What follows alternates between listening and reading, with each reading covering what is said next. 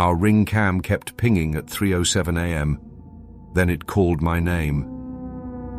If you love scary mysteries but don't want nightmares, hit that subscribe button and let's begin. Rebecca Hayes lived on a quiet street called Birch Hollow Lane. She was a kind woman who lived alone with her cat, Milo. Nothing exciting ever happened there. People walked their dogs, waved to neighbors, and went to bed early. A few months ago, someone stole packages from her porch. So Rebecca bought a ring door camera, one of those smart cameras that sends a phone alert whenever something moves outside. For weeks, it worked perfectly. Until one Tuesday night. At exactly 3:07 a.m., Rebecca's phone buzzed. Motion detected, front porch. She was half asleep, but curiosity made her open the app. The screen showed her porch light flickering. No wind, no rain, just a soft blink, like someone walking past. Then the light went steady again. The next morning, she told her neighbor, Mr. Tom, an old electrician, what happened. He laughed. Probably a moth or some fog. Those cameras catch everything. Rebecca smiled, trying to believe him. But the next night, her phone buzzed again. Same time, 3:07 a.m. This time the alert came twice. When she opened the live view, she thought she saw a shape standing by the gate, tall and still, almost like a person. She blinked, and it was gone. Then something strange happened. Her phone speaker made a tiny pop, and a whisper came through. "Reb. Becca."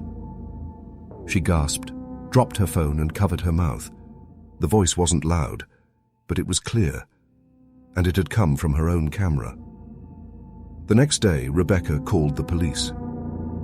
Officer Daniels came by and checked everything. He said, "Maybe a tech prank. I'll file a report." He wasn't worried, but Rebecca was. That night, she decided to stay awake until the usual time. She sat on the couch with her cat beside her, staring at the phone, 3:06.307. The notification buzzed. Motion detected, side gate. Rebecca opened the app. The porch light flickered again, and her heart thumped fast. Nothing on screen, just empty air. Then the whisper returned, a little louder this time. "Reb. Becca."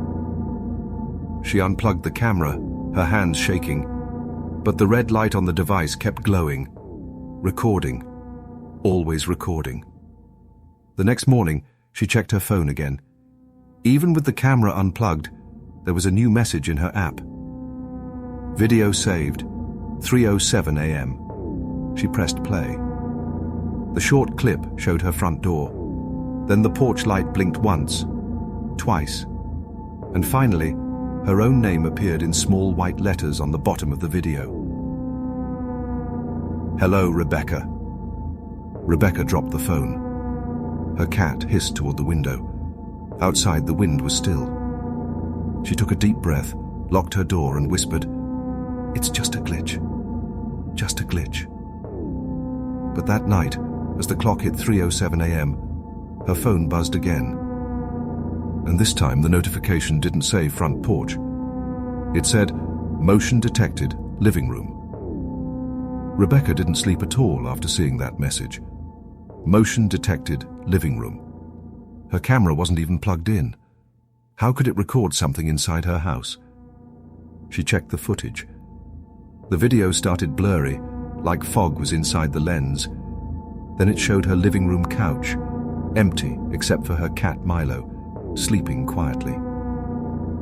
Then the whisper came again, clear and close. "Reb. Becca."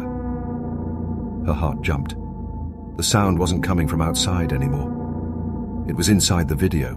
She ran to the shelf where the camera used to be, but it was still unplugged. No lights, no power. Her phone, though, buzzed again. A second alert. New video saved, 3:07 a.m. She didn't open it right away. Instead, she called Officer Daniels again. When the police arrived, they checked every lock, every window, even the backyard. Nothing was broken. Nothing was missing. "It's probably a system bug," Officer Daniels said. "You should delete the app or get a new camera." He smiled kindly, but Rebecca noticed his hands were shaking a little when he handed the phone back. After he left, Rebecca unplugged her Wi-Fi router too. No power, no internet, no camera. Finally, she felt safe enough to close her eyes. But Milo woke her up a few hours later, hissing toward the dark hallway. She checked the clock, 3:07 a.m. Her phone, even without Wi-Fi, lit up on the table. Motion detected, front door. She didn't touch it, didn't move, just watched the screen glow in the dark. After a few seconds, the message disappeared. Then another appeared right under it. Motion detected. Bedroom. She slowly turned her head toward the camera light on her nightstand. It was unplugged, yet a tiny red dot was glowing again. She whispered to herself, "Stop it. Please stop." The light blinked twice, almost like it was answering her. Then, from her phone speaker, the voice whispered one more word. Something new. Something that made her blood run cold. "Behind." She spun around. Nothing there. Just her reflection in the window. Tired, frightened, and alone. The next morning, she packed a bag and went to stay with her sister in another town. Before leaving, she dropped the Ring camera into a kitchen drawer and taped it shut. But on the drive out, her phone buzzed one last time. She looked down. Motion detected. Kitchen drawer. Rebecca reached her sister Laura's house just before sunset. The countryside air felt calm. No buzzing phones, no flickering porch lights. For the first time in days, she could breathe. Laura smiled and made tea. "You just need sleep," she said. Rebecca nodded, but she couldn't stop checking her phone every few minutes. Nothing. No alerts. No messages. Maybe it really had been a glitch. That night, she slept on Laura's couch. Milo curled up beside her. The house stayed quiet until the clock hit 3:07 a.m. Her phone buzzed once. She sat up, heart racing. The screen said, "One new message from Ring support." She opened it. The message read, "We've identified the cause of the false alerts on your account. Please call our technician, Daniel, to schedule a service check." Rebecca blinked. Daniel. That was Officer Daniels' first name. The next morning, Rebecca called the number. A calm voice answered. "Ring technical team, this is Daniels." It sounded just like the officer. She told him everything. The late-night pings, the whispers, the videos that appeared by themselves. He listened quietly, then said, "We've traced the issue. Someone was using an old test server that still connects to certain cameras. It's been looping random voice clips from the setup recordings." Rebecca frowned. "So, the voice wasn't real?" "Not a person watching you," he said gently. "Just an error. It played part of your own recorded setup voice, the one you made when you said your name into the app." Rebecca's stomach dropped. She remembered the first day she installed the camera. The app had asked her to say, "Hello, my name is Rebecca Hayes." The sound she'd been hearing all along was herself. Ring support sent a new device and helped her reset everything.